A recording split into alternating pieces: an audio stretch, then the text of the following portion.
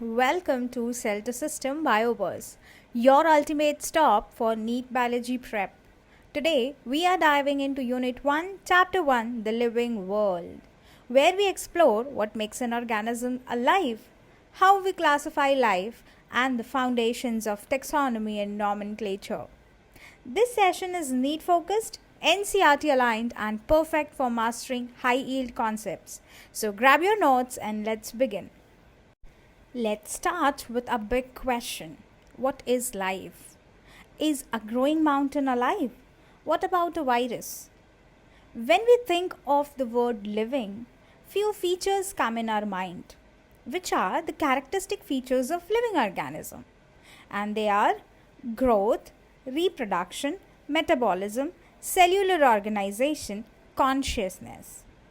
All of these are actually the characteristic features of life. So let's talk about each one of them one by one. Let's start with growth. What is growth? When we think of this word growth, it is increase in size, mass, or number of cells. But guys, living and non-living things, both of them grow. Have you seen a crystal growing? Have you seen a mountain growing? So, living organisms grow from inside. The growth happens within their body as the cells keep on increasing their number. Non-living things, they also grow, but the growth is from outside. As the more and more deposition happens on them, the growth of these non-living things happen. So we cannot say that growth is a defining property of living organism. Let's move on to our next feature, that's reproduction. Reproduction means producing one's own kind. But what about mule? Even though mule is a living organism, a hybrid between a donkey and a horse, it is sterile. It cannot reproduce its own kind. There are many more examples. One of them is the infertile human beings. When certain human beings, because of specific reasons, are not able to produce their young ones. So, is reproduction a defining feature or defining characteristic feature of a living organism? No. Now, let's move to our next characteristic feature, that's consciousness. It is the awareness of the surrounding or the response to stimuli. It is not only applicable to human beings or animals, but it is applicable to all the living organisms, may it be a plant or a bacteria. Let's see if it is a defining feature or not. A person in coma. The person is alive, but he or she is not responding to the changes that is happening in the environment. But the person is responding to the medication or the drugs that is administered through the machineries. So yes, consciousness is definitely a defining feature of living organism. Next is metabolism. Metabolism means all the reactions that occurs inside a cell or an organism. And when I use the word cell or an organism, we all know cell is the structural functional unit of all living organism. It is the basic unit of life. So yes, it is also a very important defining property of living organisms. Now here, a very important tip for the NEET students. Metabolism is one of key NEET MCQ which is being asked. Remember, these metabolic reactions can happen outside the body in laboratory as well, but they are not alive. But they prove that life exists.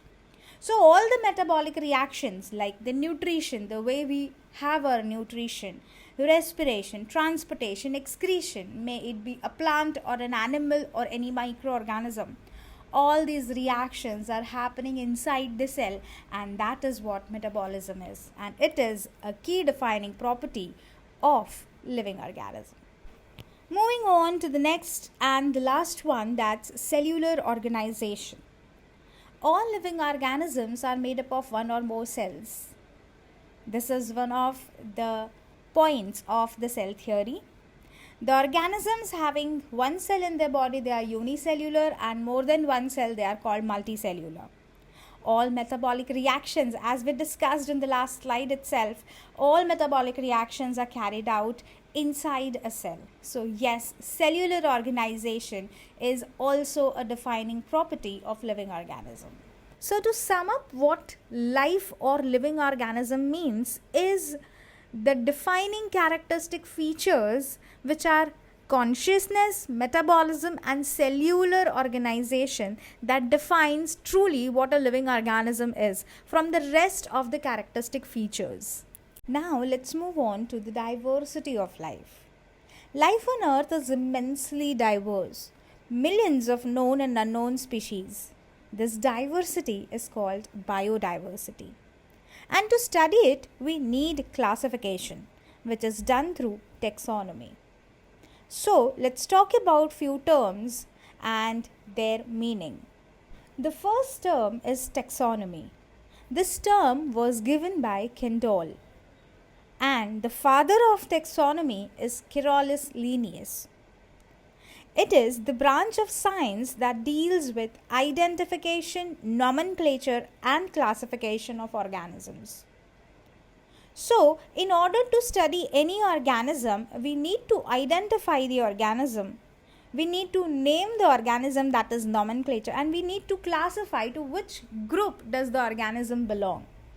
And the science of dealing with identification, nomenclature, and classification of these organisms is itself taxonomy. Another yet very important term is systematics. It was for the very first time used by Linnaeus in his book titled Systema Naturae. So basically, when you classify, when you identify, when you name the organism, that is taxonomy itself, when you do the taxonomy of an organism, keeping in mind the evolutionary relationship among each one of them, then we call it as systematics. Now, taxonomic categories. Taxonomic categories are actually the levels or the taxas in which organisms are grouped or organisms are placed. Linnaeus gave certain taxonomic categories like species, genus, class, order, variety.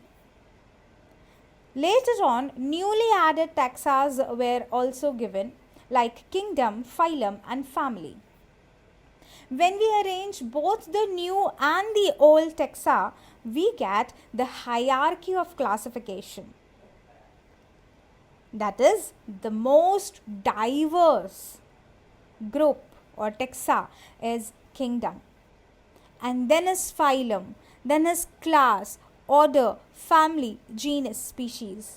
The least diverse and the most similar type of organisms are in species, and the most diverse but very little similar type of species or type of organisms are present in kingdom.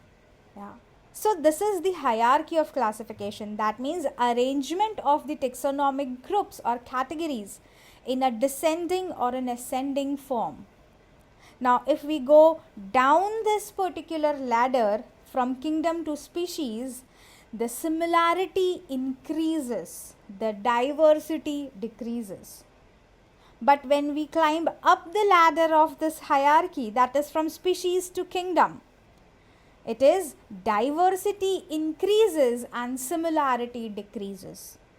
Let's understand each of these groups, each of these taxons one by one. To begin with, let's talk of species, the smallest, the most similar group of organism. The term species was given by John Ray, but the biological species concept was given by Ernst Mayr.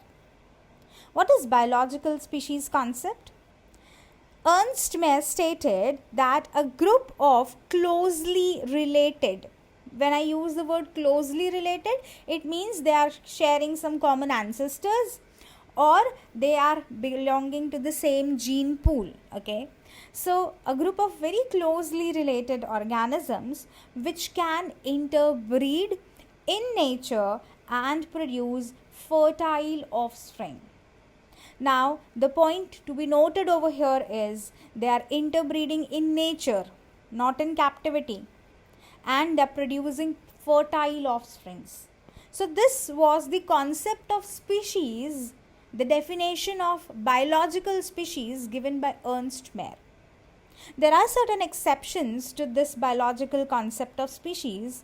That is, there are certain hybrids which are interspecific hybrid, the hybrids between two different species in nature as well as in captivity. When we talk of the interspecific hybrids in nature, they are sterile, like mule.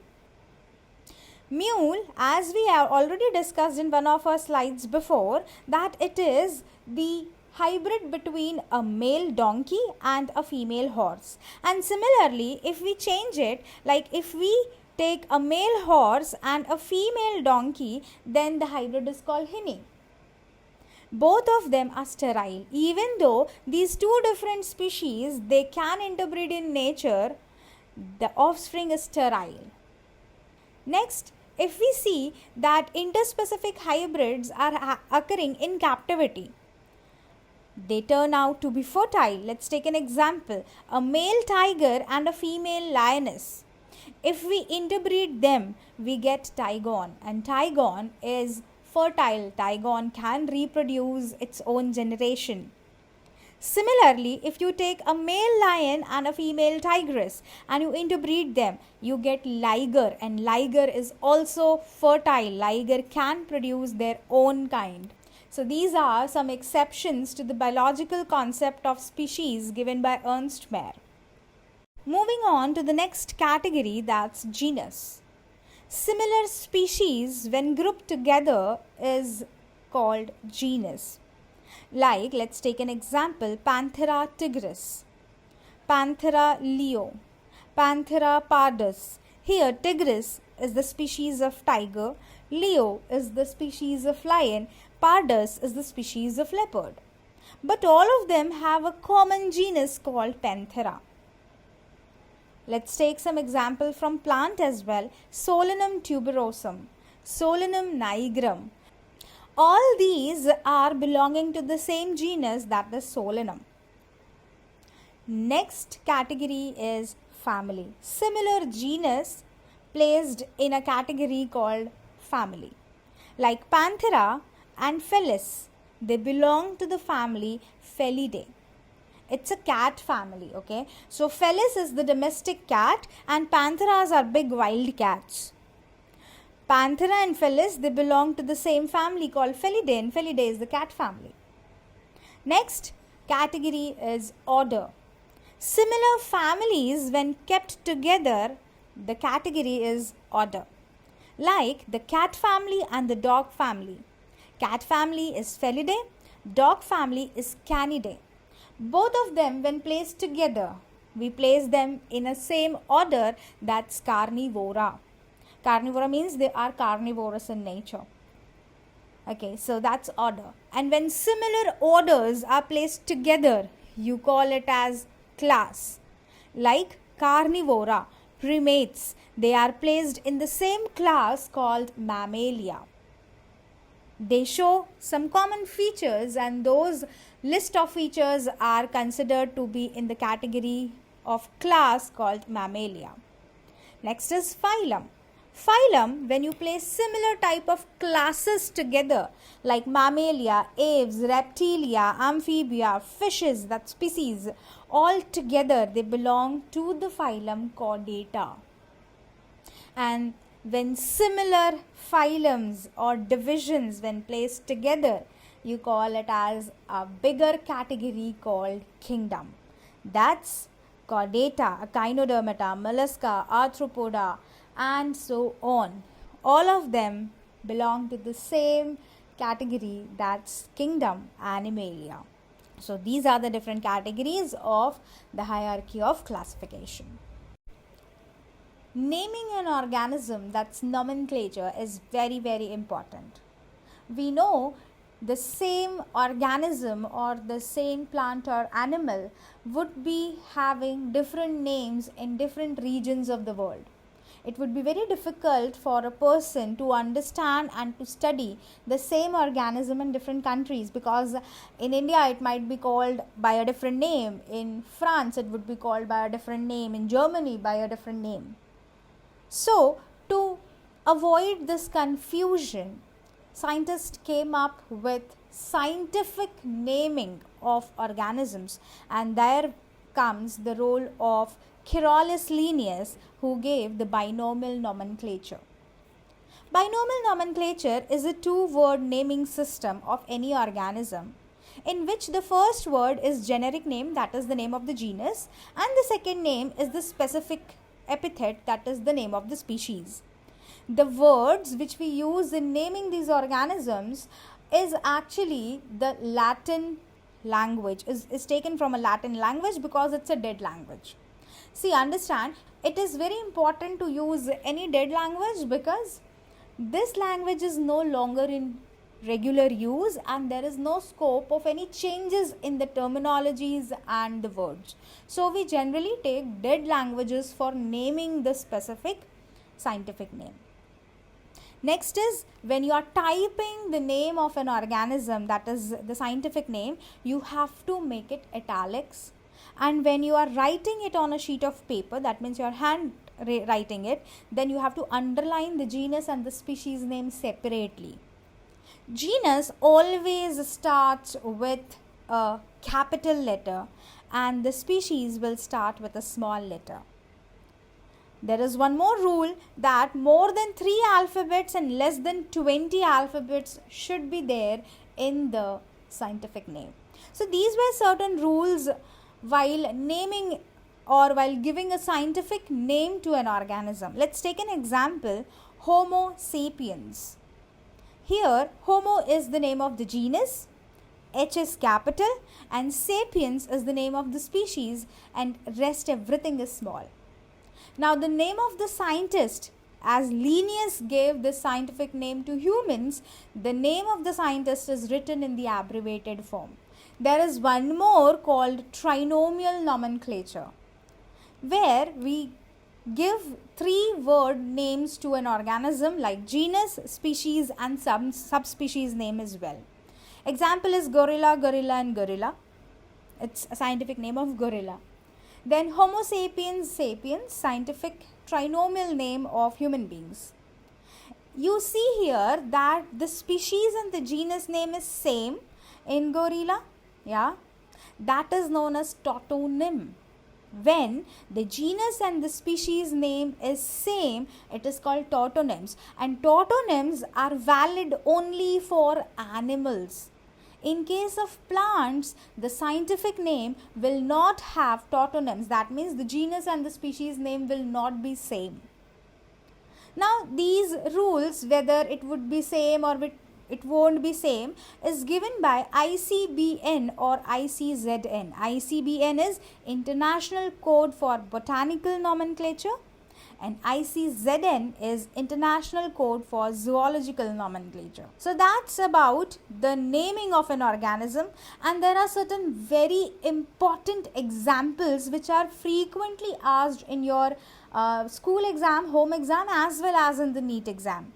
So I'm listing the names of certain plants and animals with their scientific name, which are very, very important. So please remember them, like mango, wheat, rice, banyan tree, neem tree, tulsi, peepal, guava. These are very common name asked in the exam. If we talk about animals, it is human, housefly. Housefly has been asked twice in the previous year's question paper. Honeybee, dog, cat, tiger, lion, elephant, rat and frog. These are very commonly asked scientific names of the organisms. Now is the time for covering one of the most important and easiest but very misunderstood concept, that's taxonomic aids. Taxonomical aid is anything that helps in taxonomy. Aid means help. So when anything that is helping in taxonomy, it is called taxonomical aids. So here is a list of the taxonomical aids and their description. Herbarium, it's a collection of dried plant specimens, yeah. Botanical garden, living plant display. That means the living organisms are grown in these botanical gardens. Museum. I guess most of you have visited museums, yep. So there we have preserved specimens. Zoological parks. Zoological parks are zoos where animals are present in the protected environment. They are present in captivity and they are allowed to breed. Next is keys. Keys are used to identify organisms using contrasting characters. It is more like a questionnaire. You have to answer the questionnaire and you will reach to a point where you are able to identify and classify an organism. Flora, the plant of a specific region. All the plants of a specific region are termed as flora. Faunas are all the animals of a specific region. And monographs. Monographs are detailed study of a single taxon. A single taxa, when you study in detail, that's a monograph. Taxonomic aid is quite important as it can be asked as match the following question or a direct question. So guys, it's very important that you study this in detail. I have a detailed video on taxonomic aids. Please go and watch. The link for the video is in the description. Go and check it out once. Now is the time for some neat tips. So it's very important that you focus on terms like metabolism, direct asked question it is, binomial nomenclature, and the scientific names of certain plants and animals, which is very, very important. The taxonomic hierarchy in a correct order, again it is very important. If you want to know the mnemonics to remember the correct sequence of this hierarchy, watch the shorts that I have already uploaded. Go through the shorts, it will help you. Okay, so that wraps up chapter 1, The Living World. We have covered everything from what life is to how scientists name and classify it. All this content is directly aligned with your NCERT textbook and NEET syllabus. If this helped you, be sure to like the video, subscribe to Cell to System Bioverse, share with your friends and comment if you have any doubts below. See you in the next session where we will dive into chapter 2, the biological classification.